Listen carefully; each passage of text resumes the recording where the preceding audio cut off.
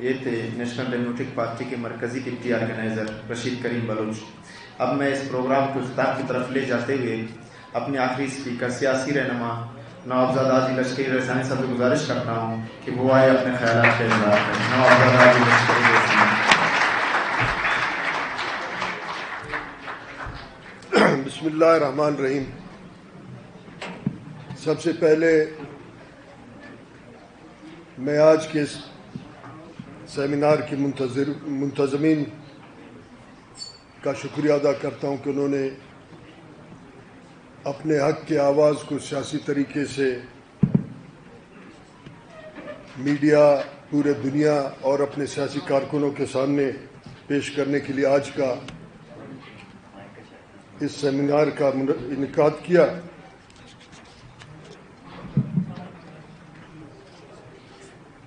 آج کے اس محفل میں تمام سیاسی، سماجی، طالب علم، وکلاء، ہمارے بیٹیاں، بہنیں، ان سب کو خوش آمدید کہتے ہیں. ہمارے جو ساتھی آئے یہاں مجھ سے پہلے، انہوں نے بات چیت کی،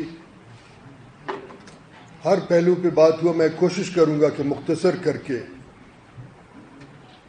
اپنا بات سمیٹتے ہوئے اپنا نقطہ نظر آپ کے سامنے رکھوں. اس سے پہلے میں آج صبح ایک کتاب دیکھ رہا تھا، چند اشعار میرے سامنے سے گزرے. میں اگر اجازت دیں تو ان اشعار کو آپ کے سامنے پیش کروں.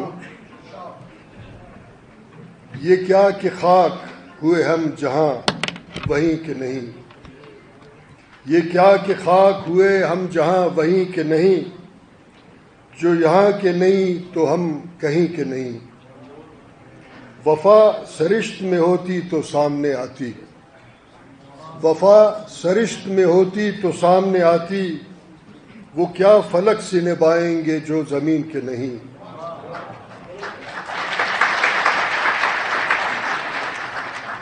محترم حاضرین، بلوچستان یا اس ملک کے معاملات کا تاریخ تو بہت ہی طویل ہے، پیچیدہ ہے، تلخ ہے.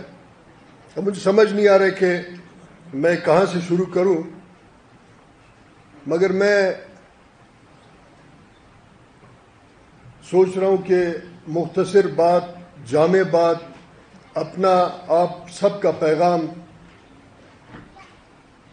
اسلام آباد یا وہ سیاسی لوگ جو بلوچستان کے معاملات پہ سنجیدہ نہیں ہیں ان کے طرف کس طریقے سے پہنچاؤں. یہاں عمران خان صاحب کا ایک ٹویٹ سے مجھے یاد آیا. انہوں نے ٹویٹ کیا تھا کہ ہم ریکودک کو عالمی منڈی میں بیچ کے، انہوں نے کوئی مہذب لفظ ایجاد کیا ہوگا، مگر بیچ کے پاکستان کے قرضے اتاریں گے. میں یہاں سے اپنا بات شروع کرتا ہوں کہ ہمارا مطالبہ یہ ہے کہ پہلے تو آپ جس پارلیمنٹ میں بیٹھے ہیں، جو آج کا پارلیمنٹ جس کو میں ایک پولیٹیکل سرکس سمجھتا ہوں، اس سرکس میں بیٹھے ہیں، جو لوگ ہمارے نمائندگی کرنے کے حوالے سے بیٹھے ہیں، پہلا مطالبہ یہ ہے کہ جو لوگ اپنے آپ کو آپ، مجھ سمیت سب کا نمائندہ سمجھتے ہیں، وہ ایک سوال لائیں پاکستان کے پارلیمنٹ میں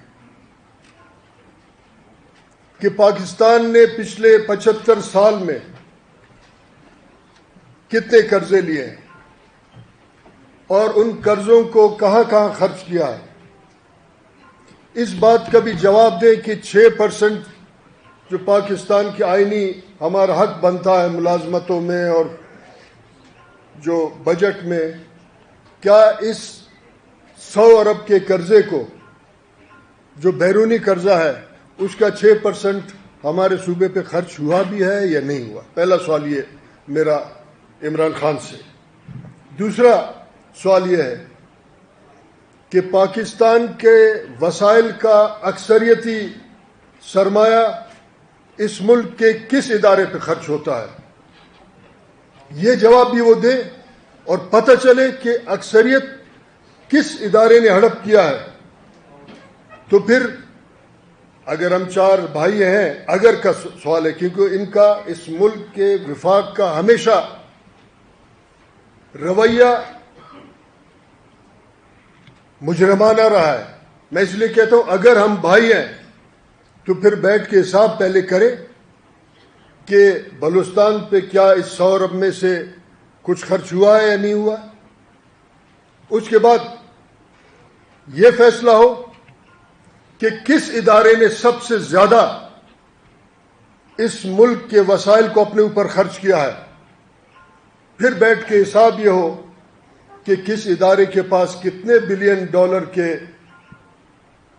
ایسٹس ہیں، وہ بھی اس قرض اتارنے میں اپنا ایسٹس بیچے، لیلام کرے، کسی کو گروی رکھے اور بین الاقوامی قرضے دے. ورنہ اس طریقے سے لاوارث بلوچستان کو جو لوگ لاوارث سمجھتے ہیں، اور وہ یہ سمجھتے ہیں کہ ایک دفعہ ہم نے چائنا پہ بیچا سی پیک کو، اور پاکستانی ڈرامے باز جو لوگوں کو بہت خوشنما نعرے اور خواب دکھاتے ہیں، کہتے ہیں کہ 52 ارب ڈالر آئے گا. 52 ارب ڈالر کم از کم ہمارے صوبے میں نہیں آیا. نہ ہم نے سی پیک کے ایگریمنٹ کو دیکھا. تو میں یہ مطالبہ کرتا ہوں کہ یہ مطالبہ ہمارا ہے کہ پہلے بیٹھ کے اس ملک کے پارلیمنٹ نے یہ فیصلہ کرنا ہے کہ اس اربوں کے جو ڈالرز کے قرضے ہیں ان کو کس نے ہڑپ کیا ہے، اور یہ پہلا فیصلہ ہو. ایک سوال جانا چاہیے پارلیمنٹ کے اندر، ایک سوال جانا چاہیے سینٹ کے اندر کہ اس ملک پہ کس کس نے کتنا قرضہ لیا. کیا بلوچستان کا کوئی پرائم منسٹر تھا؟ کیا ڈکٹیٹر بلوچستان کے تھے؟ کیا اس ملک کے جو قرضے لیے گئے وہ بلوچستان پہ خرچ ہوئے کہ عمران خان اپنے ٹویٹ کے ذریعے ہمارا اربوں کا جو ہے کھربوں کا مستقبل کو وہ ایک ٹویٹ کے ذریعے بیچ کے اور یہ فیصلہ کرتے ہیں اور خوشخبری پتہ نہیں کس کو سناتے ہیں. میں پالیسی ساز اداروں کو یہ تنبیہ کرنا چاہتا ہوں، ان کے ٹاؤٹس جو اس صوبے میں سیاست کے نام پہ ہم پہ مسلط ہیں، ہمارے استحصال کرتے ہیں، ان کو خبردار کرنا چاہتا ہوں کہ ریکو دیکھ یا بلوچستان وہ سینٹ کا لڈو نہیں ہے کہ جو آپ اس کو مفت میں جا کے ہڑپ کریں گے اور اس کو بیچیں گے.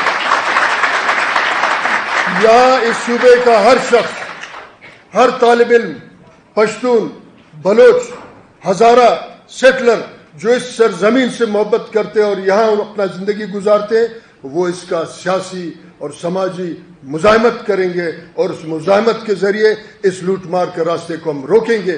ورنہ یہ طریقہ نہیں ہے کہ میں کہہ رہا ہوں کہ جن لوگوں نے رات کے اندھیرے میں ان کیمرہ ایک اسمبلی کا جو ہے ایک اجلاس بلایا، پہلے تو ان کا احتساب ہونا چاہیے کہ یہ ایک قومی سرمایہ ہے، اس صوبے کا سرمایہ ہے، یہ ایک وفاقی اکائی ہے، یہ کوئی ایڈمنسٹریٹو پروونس نہیں ہے، وفاقی اکائی ہے.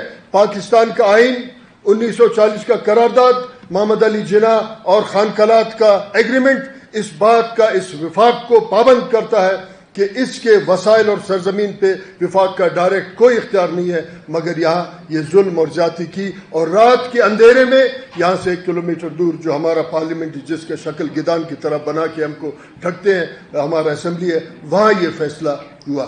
کیوں فیصلہ ہوا؟ ہمارا مطالبہ یہ ہے کہ ان کا ہم احتساب کریں گے جنہوں نے رات کے اندھیرے میں ایک جعلی اجلاس بلایا اور اس میں اس فیصلے کو انہوں نے کیا.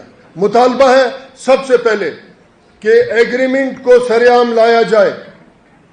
بلوچستان کا ہر فرد کا مطالبہ ہے کہ ایگریمنٹ کو سرعام لایا جائے، اور سرعام لانے کے بعد پھر ہم فیصلہ کریں کہ ایک کیا اس کا یہ شرائط ہمیں قبول ہے یا قبول نہیں ہے. کیونکہ یہاں ریکودک میں صرف سونا، چاندی اور کاپر نہیں ہے، یہاں 12 اور 16 قسم کے اسٹریٹجک ریئر منرلز بھی ہیں. وہ کیسے ہمیں پتہ چلے گا؟ سائندک کی طرح پچھلے 40 سالوں سے اس کو لوٹ رہے ہیں، ہم کو آج تک بھی پتہ نہیں چلا سائندک سے کیا نکلا، کتنا نکلا، اور اس کے ساتھ کتنے واپس ہمارے ترقی اور خوشحالی پہ خرچ ہوا. کل میں جب اپنے ساتھیوں کے ساتھ ایک میٹنگ کر رہا تھا تو خضدار سے کسی ہمارے بھائی کا فون آیا اس نے کہا کہ پی پی ایل والوں نے بلوچستان مائننگ انٹرپرائز کو ایک بہت عرصے سے زمین دے دیا ہے اور اس میں مائننگ ہو رہا ہے, 46 سال سے مائننگ ہو رہا ہے اور اس میں بیرائٹ نکل رہا ہے. بیرائٹ بھی ایک بہت دنیا کا قیمتی اور ایک نایاب ایک منرل ہے جس کو مائننگ میں استعمال کیا جاتا ہے. اس نے کہا مگر جو ہمارے ساتھ ایگریمنٹ ہوا ہے بیرائٹ کا خوزدار میں 2.5% لوکل پہ خرچ ہوگا, باقی صوبے میں آئے گا.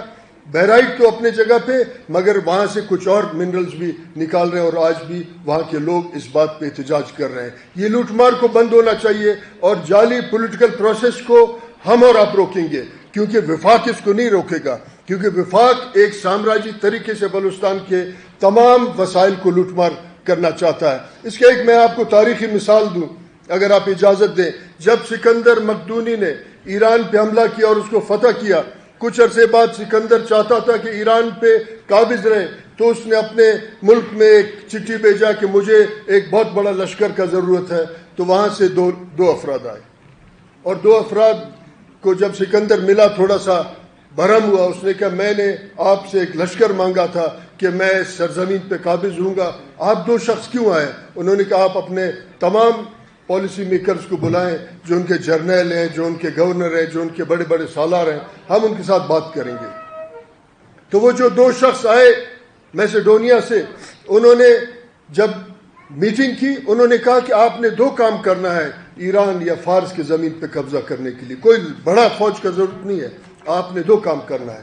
پہلا کام یہ ہے کہ فارس کے سرزمین کے جو مقامی نااہل لوگ ہیں, ان نااہلوں کو بڑے بڑے عہدوں پہ آپ نے جا کے ان کو بٹھا دینا ہے. اور انہوں نے ایک لسٹ دی, مثلا گورنر کرنا ہے, وزیر قاضی بنانا ہے, ان کو پولیس میں ڈالنا ہے, ان کو پٹواری فلانا جو بھی اس دور کے ہوتے تھے, تو ان کو بٹھائے. تو سکندر نے سوال کیا تو ہم نے کل ان کو شکست دی, آج ہم انہی لوگوں کو بڑے بڑے عہدوں پہ بٹھائیں گے. تو انہوں نے کہا دوسرا کام آپ نے یہ کرنا ہے کہ آپ نے جو غلہ ہے, جو خوراک ہے, اس کو اپنے کنٹرول میں رکھنا ہے. وہاں گورا صاحب بیٹھے گا, وہاں گورے کو آپ بٹھائیں, بس آپ کا کام ٹھیک ہوگا. تو سکندر نے کہا کیسے ٹھیک ہوگا؟ اس نے کہا کہ جو مقامی نااہل لوگ ہیں وہ اپنے لوگوں کے ساتھ ظلم کریں گے, ان کا استحصال کریں گے, چور کو آزادی ملے گا, شریف کو جیل میں ڈالیں گے, کسی کا زمین کسی کو اٹھا کے پٹواری صاحب دے دے گا, گورنر کسی کے ساتھ کیا کرے گا, اور بڑا ظلم ہوگا. ظلم کے بعد ناانصافی, ظلم کے بعد ناانصافی کے بعد افلاس, بھوک, غربت ہوگا. تو پھر وہ آپ کے گودام میں آ کے گورے صاحب سے 1 بوری گندم مانگیں گے اور نعرہ لگائیں گے بھائی سکندر صاحب زندہ آباد, ہمارے مقام ایسے. وفاق نے یہاں بار بار ایسے کیا ہے, راتوں رات ایسے کیا ہے, اور اس کا مزاحمت ہم اور آپ کو کرنا پڑے گا, بہت ہی سنجیدہ طریقے سے کرنا پڑے گا. جب بھی آواز ہو آپ ایک آواز بن کے اپنا دفاع کریں. مجھے کسی نے کہا کہ آپ سپریم کورٹ میں اور الیکشن ٹریبونل میں 3.5 سال سے ہمیشہ ہم آپ کو دیکھتے ہیں, آپ عدالت میں بھٹک رہے ہوتے ہیں, آپ کے ساتھی بھی آتے ہیں. کیا ضرورت ہے آپ چپ کر کے گھر بیٹھے؟ آپ کا تو فیصلہ 120 دن میں ہونا چاہیے تھا, اب 1000 دن ہوئے آپ کا فیصلہ نہیں ہو رہا. میرا صرف جواب یہ تھا کہ میں اس ملک کے نظام کو جب بھی عدالت جاتا ہوں اس نظام کو آئینہ دکھاتا ہوں کہ آپ کتنے استحصالی اور ظلم, ان کو آئینہ دکھاتا رہتا ہوں میں. آپ کو بھی پتہ ہے, آپ بھی جانتے ہیں, یہاں کے ہر شخص کو پتہ ہے کہ عدالت سے انصاف نہیں ملتا ہے, نہ اقتدار ملتا ہے, یہاں بوٹ پالشی سے ملتا ہے. مگر میں عدالت میں اس لیے جاتا ہوں کہ میں اس نظام کو آئینہ دکھاتا ہوں کہ آپ کا استحصال, ظلم, ناانصافی یہاں تک ہے کہ آپ ہمارے لوگوں کو پہاڑوں پہ بیچتے ہیں, اور جتنے لوگ پہاڑوں میں گئے اس کا ذمہ دار اس ملک کا نظام ہے کہ جس نے ٹھگی ٹوری کے راستے اس ملک کو, اس سرزمین کو لوٹا ہے. اس کا ہم نے مقابلہ کرنا ہے اور ہم نے اس نظام کو دکھانا ہے. ساتھ ساتھ میں یہ بھی دیکھنا چاہتا ہوں کہ ہم کو ایک بہت تابناک خواب ہم کو دکھایا گیا ریکو دک کا. آج تک کسی ایک فرد کو شاید پاکستان کا وہ جو نام نہاد پولیٹیکل سرکس میں جو وزیر اعظم ہے اس نے بھی وہ سی پیک کا ایگریمنٹ نہیں دیکھا ہوگا. ہم کیا اس کو دیکھیں گے؟ اس نے بھی نہیں دیکھا ہوگا. شاید وہ ایگریمنٹ جی ایچ کیو میں کسی نے رکھا ہو, وہی اس کو چلا رہے ہوں گے. اب اس کا حل کیا ہے؟ کس طریقے سے ہم اپنا یہ تمام معاملات کریں؟ اب ایک نیا تنازع ریاست, اس کے ادارے, اس کے ٹاؤٹ پولیٹیشنز شروع کرنا چاہتے ہیں. مثلا یہاں ہر پہاڑ, ہر ندی, ہر میدان, ہر وادی قبائل کے درمیان میں ان کا ایک قدیمی تقسیم ہے. مگر پچھلے حکومت نے ایک کیس کیا اور کہا کہ یہاں قبائل کا کوئی زمین نہیں ہے. یہاں ایسے ایسے فیصلے ہیں. یہاں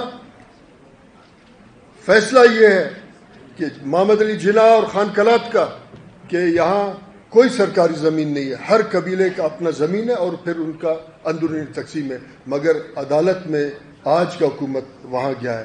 مگر جن لوگوں نے قدوس کو لایا ان کا یہ بھی ڈیل نہیں ہوا کہ بھائی ان کیسوں کو واپس لیں, ورنہ پھر آپ یہاں خانہ جنگی شروع کریں گے, لوگ کیس کریں گے, عدالتوں میں جائیں گے. ایک اور نیا فساد, ایک نیا ڈرامہ ہمارے ریاست نے شروع کر دیا. اب ہمارے قبائلی زمینوں کو, کیونکہ ذمہ داری تو ریاست کا تھا کہ ان کا پیمائش کرتا ہے, ان کے جو ہے سندات دیکھتے, ان کو پٹوار خانے میں درج کرتے.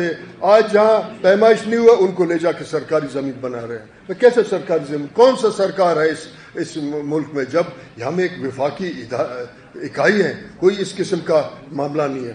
یہاں آغا صاحب نے بہت تفصیلاً ریکو دک پہ بات کیا. یہاں سمر مبارک مند کا بھی بات ہوا. میں ان تمام معاملات میں تھا اور میں اس میں مزاحمت کرتے کرتے میں یہ سمجھا کہ ہم ایک پولیٹیکل پروسیس کے پیداوار ہیں. ہم اپنے آواز کو اس سرزمین کے لوگوں تک پہنچائیں, کیونکہ پھر ہم سمجھے کہ وفاق ہر حالت ریکو دک کو بیچنا چاہتا ہے. میرے بھائی مزاحمت کرتے کرتے میں نے استعفیٰ دیا اور پھر گھر آ کے بیٹھے. یہاں سمر مبارک مند کا بات یہ ہوا, یہاں طے یہ ہوا کہ آج ٹیکنالوجی دنیا سے خریدا جا سکتا ہے. بیسک اس کا فوکس یہ تھا. ٹیکنالوجی کہیں آپ خود ایجاد کرتے ہیں زندہ قومیں, کچھ قومیں جن کے پاس وسائل ہے وہ خرید سکتے ہیں ٹیکنالوجی. پھر مینجمنٹ بھی آپ خریدیں گے, پھر اپنے ہیومن ریسورس کو ڈیولپ کر کے اپنے معاملات کو چلائیں گے. یہاں اس طریقے سے ہم سمجھ رہے تھے کہ ریکو دک کا جو پلانٹ ہے, جو پیوریفیکیشن پلانٹ ہے جہاں ہمارے منرلز کو علیحدہ کیا جائے گا, اس کا یہاں ہونا چاہیے تمام معاملہ, تاکہ ہم کو پتہ چلے کہ یہاں کیا کیا نکل رہا ہے اور ہمارے اپنے صوبے اس کو وہ کریں. بیسکلی یہ تھا. یقیناً ہم ہاسپٹل بھی نہیں چلا سکتے ہیں, مگر جہاں ہم کو سنجیدگی سے اب آگے بڑھنا پڑے گا وہ بھی مینجمنٹ کو بھی ہم خرید سکتے ہیں, مگر اپنے صوبے میں وہ کر سکتے ہیں. لیکن یہاں یہ ہوا کہ عیاشی پاکستان کے قرضوں پہ کسی اور نے کیا, بیچ رہے ہیں کبھی سی پیک کو گوادر کو, کبھی جو ہے سائندک کو بیچ کے اب ہڑپ کر گئے. اب آگے اس کو انہوں نے ختم کرنا ہے جس طریقے سے بیچا. قطعاً قبول نہیں ہے ریکو دک کا نیا معاہدہ جب تک سامنے آئے گا.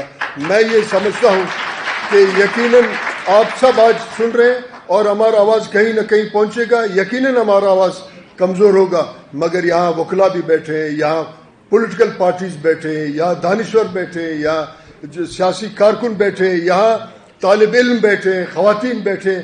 اپنے مستقبل کا دفاع کرنے کے لیے ہم نے جدوجہد کو منظم اور تیز کرنا ہے, کیونکہ یہ ہمارا مستقبل ہے اور مستقبل کا دفاع کرنے کے لیے ہم اپنے قربانیاں دیں, مگر ایک پولیٹیکل جدوجہد کے ذریعے ان ٹاؤٹس کو بھی آئسولیٹ کریں جنہوں نے رات کے اندھیرے میں سب کچھ کو بیچا, اور وہ جو پولیٹیکل جو ہے نام نہاد لوگ اچانک ریکو دک کے معاملے میں, بلوچستان کے تمام ایشوز کے معاملے میں سنجیدہ ہیں اور وہ اس کو ایک جدوجہد اور سیاسی جو ہے منظم طریقے سے آگے لے جانا چاہتے. سب کا میں مشکور ہوں اور امید ہے کہ آپ ریکو دک ڈیفنس کیمپین کو آگے لے جانے میں, اس کیمپین کو تیز کرنے میں, اس کو منظم کرنے میں اپنا انپٹ دیں گے, اپنا تعاون کریں گے, اپنا آپ انرجی اس میں ڈالیں گے, تاکہ آئندہ آنے والے بلوچستان جیسے ہم آج سوئی گیس کے لیے واویلا کر رہے ہیں، روتے ہیں، اور ڈیرا بگٹی سے لے کر کوئٹہ تک لوگ گیس کے لیے واویلا کرتے ہیں. سردیوں میں یہاں بھی چولہا بھی نہیں جلتا. جس طریقے سے آج ہم سی پیک کے لیے احتجاج کر رہے ہیں، مگر کچھ طاقتور لوگ یہ سمجھتے ہیں کہ سی پیک کو وہ لے گئے اور کھا گئے، ایسے مشکل نہیں ہے، آسانی کا آپ کھائیں. تو ہم نے اور آپ نے اپنا انفرادی اور اجتماعی یہاں اس صوبے کے قومیں جو موجود ہے، یہاں جو برادریاں موجود ہیں، کیونکہ اس صوبے کے مستقبل، اس صوبے کے زند اور مرگ کے ساتھ ان کا تعلق ہے، وہ اپنے انپٹ اور انرجی آگے دیں تاکہ ہم وفاق کو ایک میسج دیں کہ اس طریقے سے لوٹ مار نہیں ہو سکتا. آپ سب کا شکریہ.